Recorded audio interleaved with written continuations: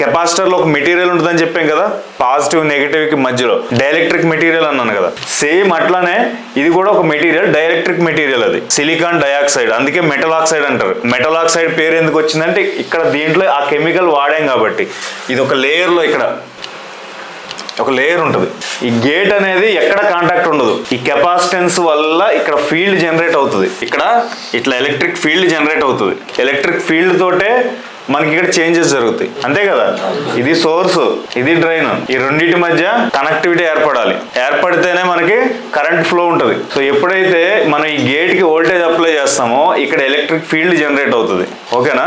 Electric field generate అయినప్పుడు ఇక్కడేమో positive ఉంటాయి పైన మొత్తం, ఇక్కడేమో నెగిటివ్ ఉంటాయి. నెగిటివ్ ఇస్తున్నాం, ఓకేనా. ఇచ్చినప్పుడు ఏమవుతుంది అంటే ఇక్కడికి ఎలక్ట్రాన్స్ అట్రాక్ట్ అవుతాయి ఈ ఏరియా మొత్తం. దీనికి సోర్స్ కి డ్రైన్ కి మధ్య ఒక ఛానల్ ఏర్పడుతుంది ఇక ఇట్లా, ఓకేనా.